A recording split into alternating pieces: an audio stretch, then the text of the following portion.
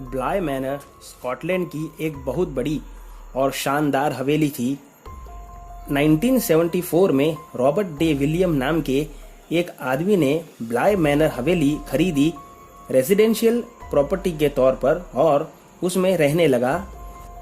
वो वहाँ सिर्फ 27 दिन तक ही रह पाया था कि अचानक एक दिन ब्लाय मैनर हवेली के चौकीदार ने रॉबर्ट को खून में सने कपड़ों में हवेली से बाहर भागते हुए पाया। रॉबर्ट सीधा चौकीदार के पास ही जाकर के रुका और उसे कुछ पैसे देकर वहां से रवाना कर दिया और रॉबर्ट विलियम ने वो हवेली छोड़ दी। फिर कभी वो लौटकर उस हवेली में वापस नहीं आया।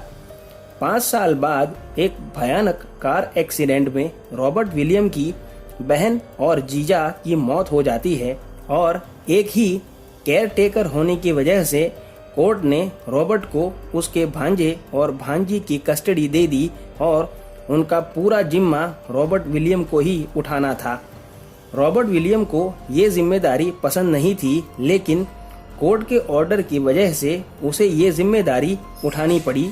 उसने उन दोनों बच्चों से पीछा छुड़ाने के लिए उन्हें ब्लाय मैनर हवेली भेज दिया। 12 साल का रॉन और 7 साल की सोफी अब ब्लाय मैनर हवेली में उस हवेली की केयरटेकर मिसिस मैंडे की देखरेख में रहने लगे।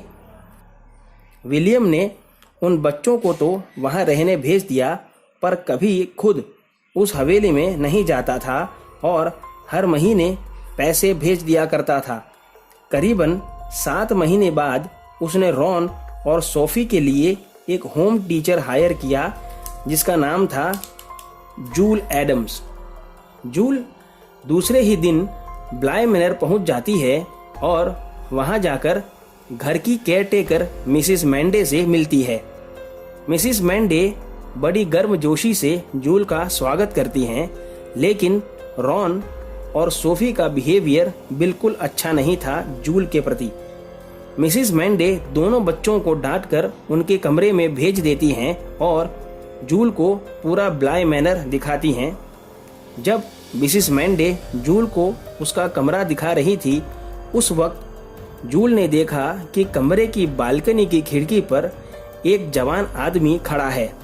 जूल ने उस आदमी के बारे में जब मिसिस मैंडे से पूछा तो मिसिस मैंडे ने कहा कि जूल को गिन के ब्लाय मैनर में 4 लोगों के अलावा और कोई नहीं रहता। तब जूल को लगा कि शायद थकान की वजह से उसे इल्यूजन हुआ होगा और जूल बच्चों को पढ़ाने का शेड्यूल बनाने लगी। कुछ देर बाद जूल को वही परछाई अपनी खिड़की पर नजर आई और अब वह परछाई उसे अपने पास बुला रही थी। जूल ने बाहर यार्ड में जाकर के देखा तो उसे कोई नजर नहीं आया। जूल वापस अपने कमरे में आई तो उसने देखा कि उसके बेड पर एक जवान लड़की बैठी है जिसकी आंखें बंद हैं। जूल ने उसे पुकारा, लेकिन उसने कोई जवाब नहीं दिया। जूल उसके पास गई और जैसे ही उसके कंधे पर हाथ रखा, जूल को एक जोर का झटका लगा और वो दूर जाकर गिरी। जूल ने देखा कि वो लड़की बेड से खड़ी हो गई और उसका चेहरा बदलने लगा और उसकी आंखों से खून निकलने लगा।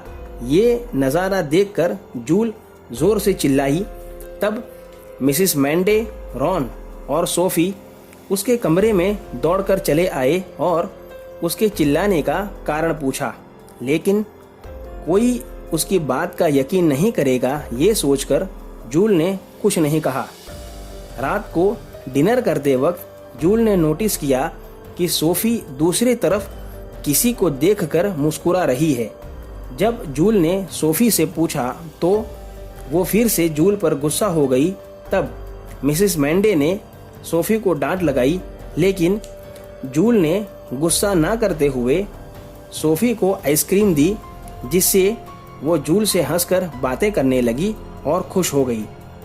रात को जब जूल अपने कमरे में सोने के लिए गई, तब उसे लगा जैसे उसके कमरे की खिड़की पर कोई खड़ा है, लेकिन उसे कोई नजर नहीं आया। जूल फिर से सोने लगी। तभी उसे अपने कमरे की खिड़की टूटने की आवाज़ आई तो वो तुरंत घर के बाहर गई और देखा तो यार्ड में रॉन अपने हाथों में पत्थर लेकर खड़ा था और किसी को एकटक ऊपर देखे जा रहा था।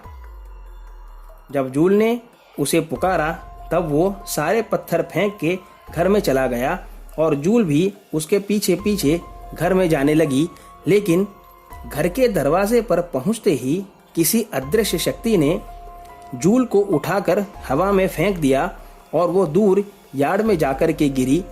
तब जूल ने देखा तो घर का दरवाज़ा अपने आप बंद हो गया और दरवाजे के ऊपर खिड़की के पास उसे वही लड़की खड़ी दिखी जो उसके कमरे में थी और वो इस तरह से जूल को घूर रही थी जैसे उसे मार डालना चाहती हो।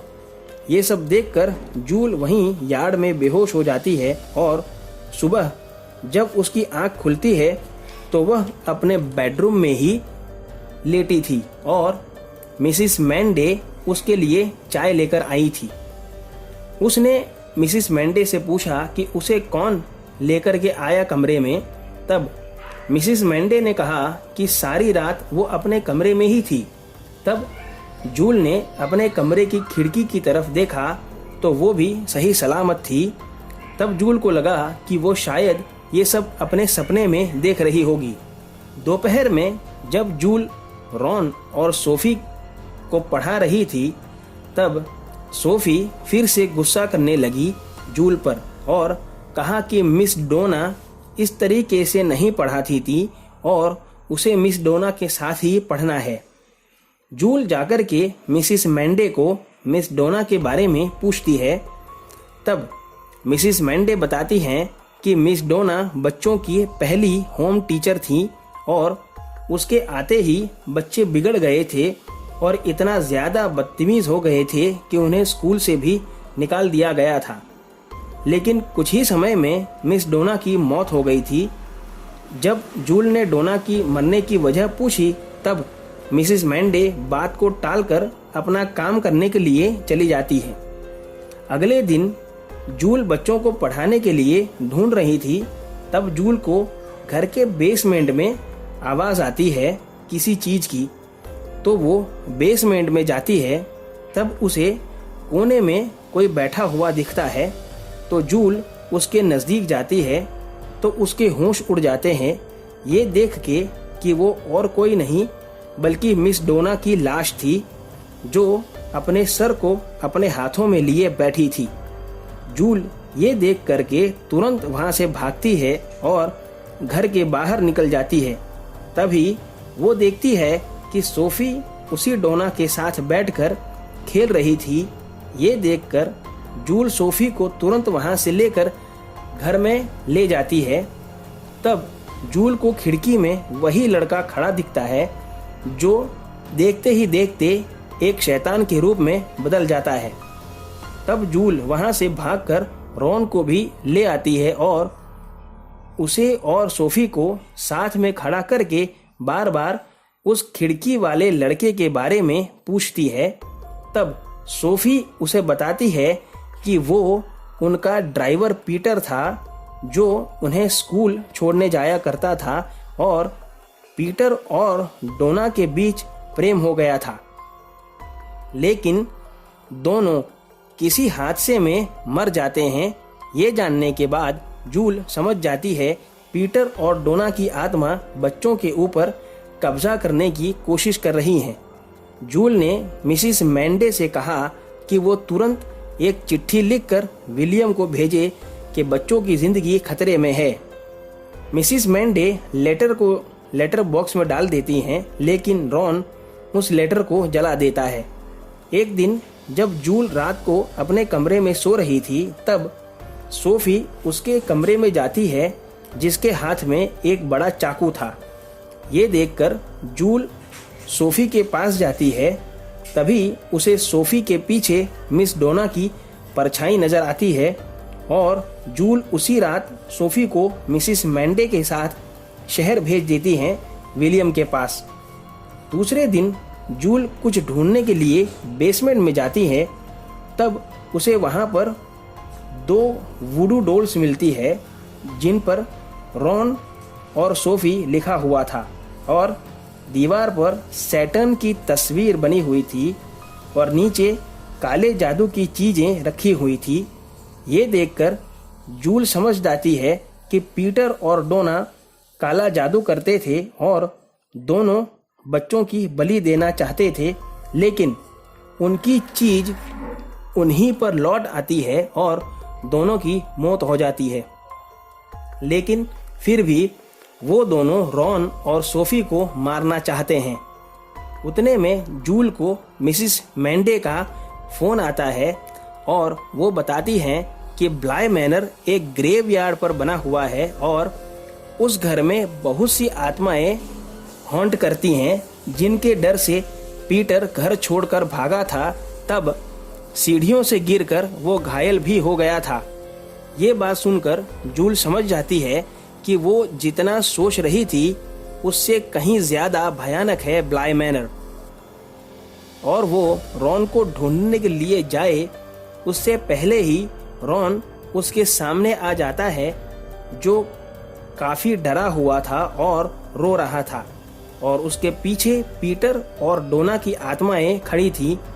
जूल कुछ कर पाती उसके पहले ही रॉन जोर से चिल्लाता है और वहीं गिर जाता है।